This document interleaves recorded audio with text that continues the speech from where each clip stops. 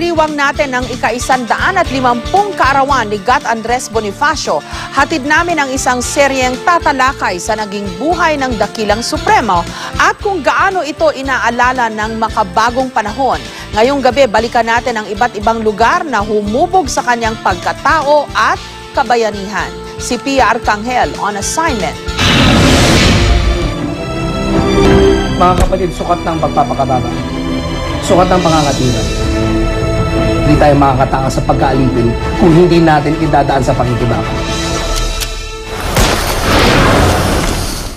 Marami na ang nailimbag tungkol sa Supremo ng Katipunan, pagpupugay sa di matawaran niyang kabayanihan. Pero mahigit isang siglo mula na ipaglaban niya ang kalayaan ng Pilipinas laban sa mga banyagang mananakop. Nasaan na nga ba si Andres Bonifacio sa makabagong panahon? Saan ka man lumingon, sa mga kalye o avenida, flyover o overpass, maski pa sa istasyon ng tren, nakabandera ang pangalang Bonifacio. Sa katunayan, sa buong Pilipinas, may 17 paunahing lansangang Bonifacio. Pero ang malugar na may kaugnayan sa kanya, sariwa pa ba sa ating alaala? Sa ika-150 kaarawan ng pinuno ng himagsikang Pilipino, inilunsad ang Biyaheng Bonifacio, Biyaheng Bayani ng Bayan ng Department of Tourism sa pagkikipagtulungan ng National Historical Commission of the Philippines. Lahat ng lumahok, nilibot ang Kamaynilaan at Cavite upang buhayin ang alaala ni Bonifacio sa 16 na lugar na humubog sa kanyang pagkatao. Kami ay magpo-provide ng isang brochure, polyeto, kung saan nakasaad dito o nakalagay ang mga sites na kanilang bibisitahin. Pagkatapos, sila ay magpapakuha ng litrato sa lugar kung saan sila bumisita.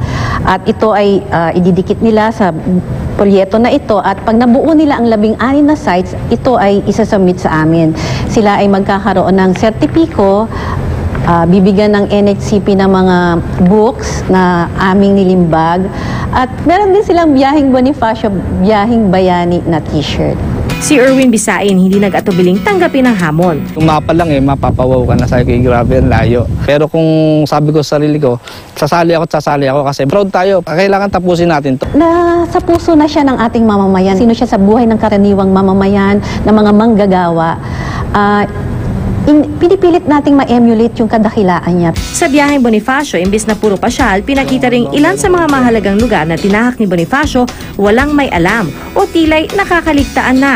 Cruz na ligas sa Hagdan Bato itaas sa Mandaluyong. For nung trip, alam niyo po ba yung lugar? Hindi namin alam. Kaya sabi ko, parang hindi masyadong familiar eh. It's very depressing. Napadaan ako dyan minsan ang naisip ko napakalungkot naman. Kung buhay si Bonifacio, isipin niya ba, umunlad ba, umusad ba, ang hirap pa rin ng mga tao, especially dun sa mga lugar niya. From Tondo and all of that. Pero ang kasalukuyang henerasyon, unti-unting kinikilala muli ang bayani sa sining at sa teknolohiya. Ang kadakilaan ni Andres Bonifacio, hindi basta-basta matitinag.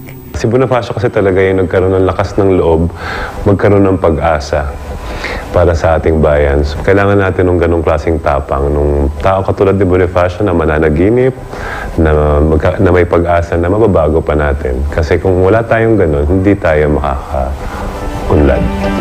Pia Arcangel, GMA News.